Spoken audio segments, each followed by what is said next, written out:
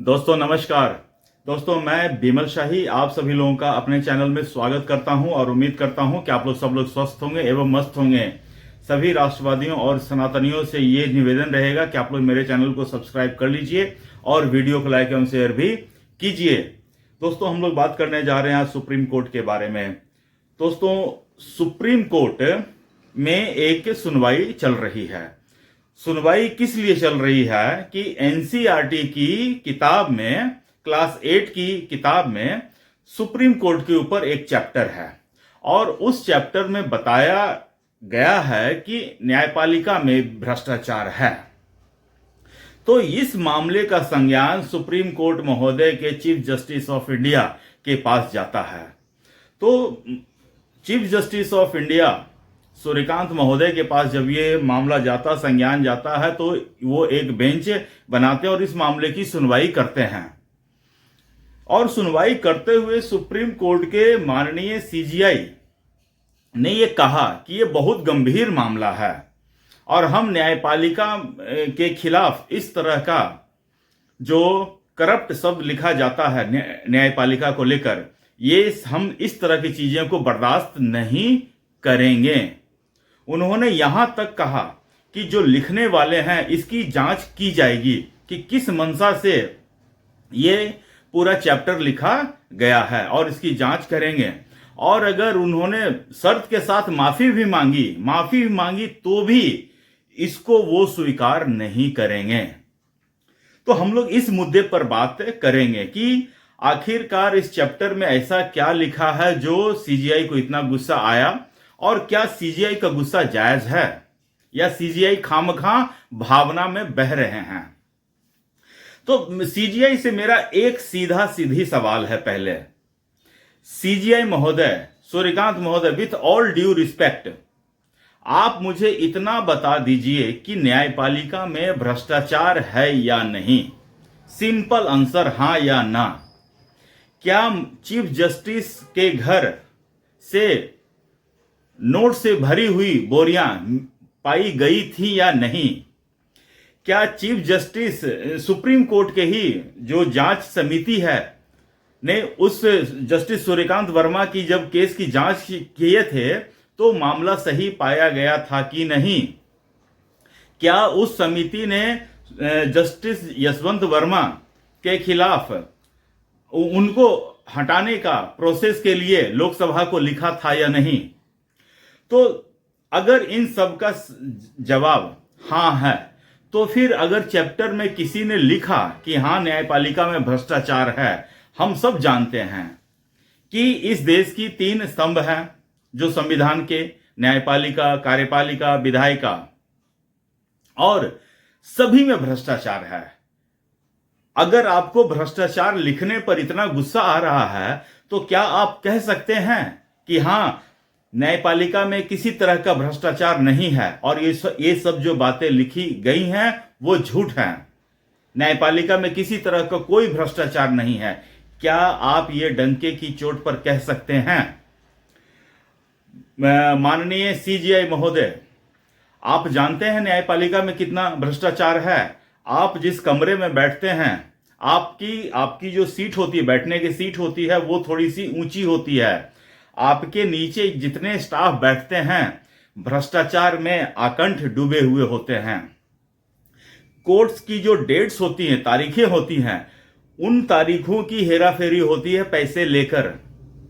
जो आपके सामने टेबल पर फाइल्स रखी होती हैं, उन फाइलों को गायब कर दिया जाता है और 6-6 महीना टाइम लगता है फिर उस फाइल को ढूंढने में।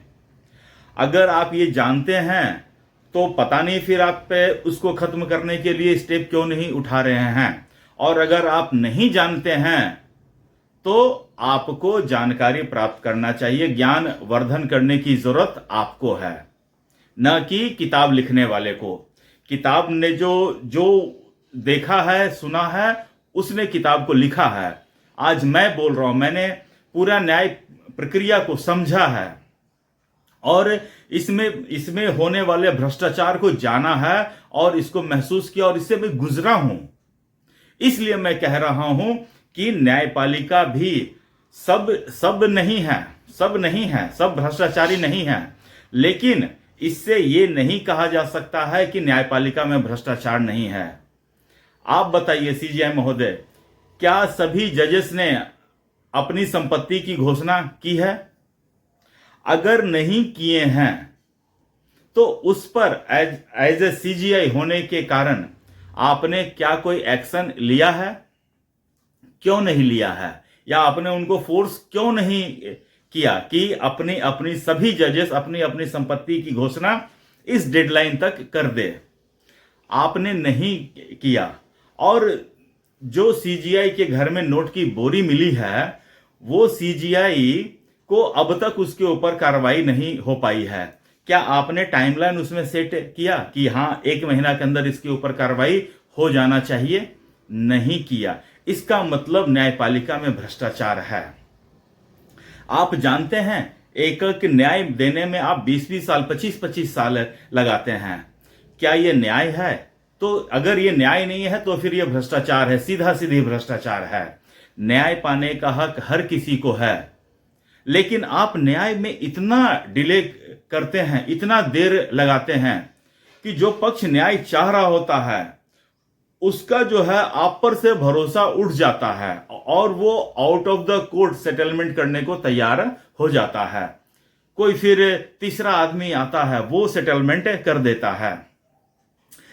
कोर्ट के बारे में तो मतलब कि एक चुटकुला चलता है। मैं आपको बताता हूं कि एक आदमी जो है वो 30 साल बाद जेल से छूटकर आता है, तो जो जज महोदय होते हैं वो कहते हैं कि देखो मैं कितना बड़ा आदमी हूं, मैंने तुम्हारी सजा को 5 साल कम कर दिया हूं, इसलिए आज तुम बाहर हो।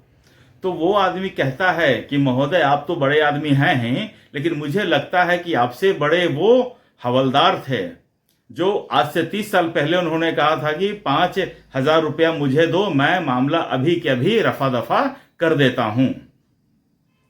तो उस आदमी के नजर में वो हवलदार जो था वो ज्यादा बड़ा था, क्योंकि वो समय की वैल्यू को समझ रहा था। 5,000 रिश्वत मांग रहा था, लेकिन उस आदमी के 30 साल बचा देता। तो इस तरह की बातें आपके बारे में चल रही हैं, लोग बात करते हैं और फिल्मों में देखता हूं, उसके साथ साथ मैंने रियल लाइफ में इस चीज को एक्सपीरियंस भी किया है। तो आपके ऊपर बहुत बड़ा स्टेक है और आपके ऊपर बहुत बड़ा स्टेक है और आप ही को उस स्टेक पर जितने भी दांव हैं उसका निपटारा आप ही को करना है। किसी के भ्रष्टाचार बोल देने से उसको आप एक इनपुट के तौर पर ले सकते हैं कि अगर किसी ने मुझे भ्रष्टाचार कहा है, भ्रष्टाचारी कहा है, ये कहा है कि न्यायपालिका में भ्रष्टाचार है, तो आप उसे एज ए इनपुट लेकर उसे खत्म करने की दिशा में कदम बढ़ा सकते हैं।